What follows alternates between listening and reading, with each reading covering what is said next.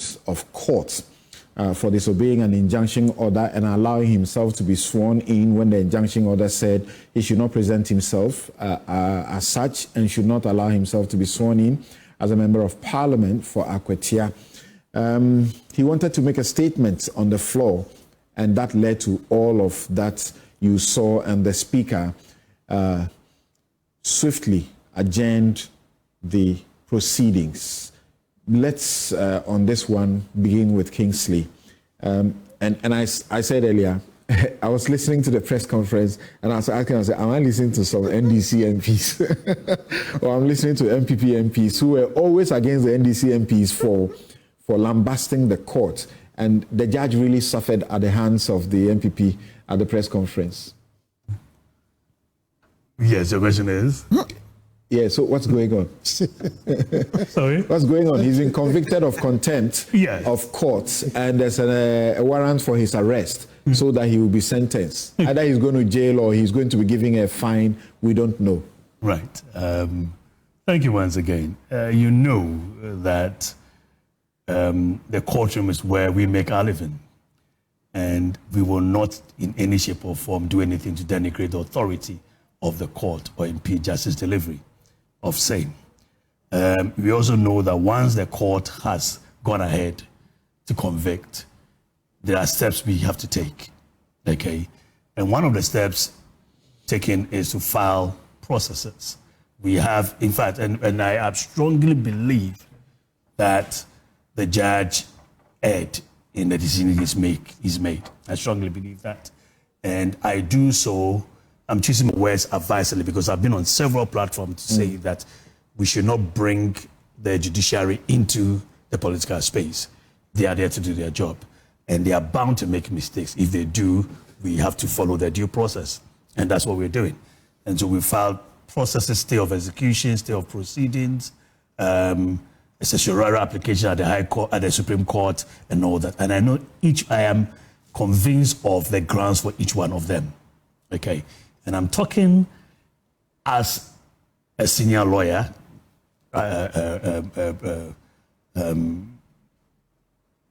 where you must make sure you don't, when it's sub judice, you don't, prejudice the matter. All right. So I'll say that I'm convinced of the grounds. All right. We leave it to their lordships to come with the seasoned reasoning. Now, before we came in, my senior brother was saying we've had 7-1. 7-0. And now that you've had 1-0, you're making all this noise. What does that mean? It's laughable because, you see... Well, you can't even have private conversation. No. I choose... I'm choosing the ones that I can comment on. It's not everything that we said that's out there. All right. But I think each case is different, all right? Each case is different. And on this, where the judge has said that he has notice of a gazetting in the social media space, and therefore the election has been gazetted, so he's going ahead to entertain that petition alone, I have issues with. Because we know this. LI 2127 says that 21 days after gazetting, you have between the gazetting and 21 days after that to bring a petition. The originating action in this matter is a petition. It's different from the ones that went to... At the time, there was no gazette. There's no gazette. So, everything has been built on this. Every other thing, whether contempt, whether it's built on this thing. So that in itself is so wrong. How do you entertain such a matter before your court? And then when you make a comment that you have taken judicial notice of a gazette, the fact of whether or not there's a gazetting should be, you should be able to make a search at the relevant court, the EC, the publishers, Ghana Publishers. The judge should do that? No. The fact that that is not so, that is not done, means that There's not been gazetting. You cannot say that you take a judicial notice because it was in the public domain, it was social So media. explain to my Everything. audience. Explain to my audience now. What you are saying is that this case, which was mounted by Akwatia of the NDC, who garnered 17,000 votes, as against Ernest Kumi's 19,000 votes. Yes. He went to court at a time, in Koforidua, at a time when the law did not allow him to go to court on a petition, parliamentary election petition. Precisely. Because the law, Representation of the People's Law, says an election petition must be brought within 21 days of a gazette of that election. At the time he went to the court, there was no gazette. Precisely. That's what you're saying. That's what I'm saying. But the judge held that he had power, or the court had power to continue with the case. Precisely. Yeah, but the judge referred to certain cases that suggested that perhaps a gazette may not be necessary, and that position has to be overturned by a higher court. Other than that, what the judge is doing is proper. Okay. You see, as I put it, I disagree vehemently with what the judge is saying. Because it's sub judice, you cannot go into the nitty-gritties of it. No, these parts have already been dealt with. Yeah, I'm saying that. So they are not subject. Everything is based on this, whether or not. The injunction that was given was based on this process, which you say is flawed. It is flawed. Therefore, it was okay for him to defy the injunction. You see, no. I mean, we all know what the legal basis is. When the court gives a decision, and whether or not you agree with it or not, you cannot. Otherwise, in itself, you're in contempt of court. And Gary is his lawyer, right? Exactly. And Gary has sat on this platform and joined me in repeating to the politicians that the principle and the rule is that even if a judgment is wrong, however bad it is, you cannot disobey it. You must use due process to set it aside, correct? So if an injunction has been granted on the back of a flawed decision, do you disregard it? You are interrupting my flow. Please go on. And in doing so, I pause. Please go on. You are assuming that I am in the box and you're cross-examining me. No, please. That's why you had to. Please go on. Anyway, correct and whatnot. I'm sounding. You are too bad. Samson, I am sounding a note of caution to you. You understand what I'm saying? I respected it. Please go on. You understand what I'm saying? Go on. Okay. So, everything is premised on this. And one of the surprising features of it is that whereas the judge of first instance is ready, because you see, contempt is not against him in person, it's against the whole justice system. Whereas he is ready to protect that, he seemed to also be ignoring the matters that have been filed at the higher court, which have been placed before him. So in one breath, you are hurriedly trying to say that you cannot disrespect them. But you also, by the rules of stare decisis and whatnot, you also seem to be ignoring. And in doing so, as a sitting judge, I think that is not proper. You cannot, because a process has been filed. All right, there's been appeal, there's been certiorari, there's all that are here. And you still go ahead.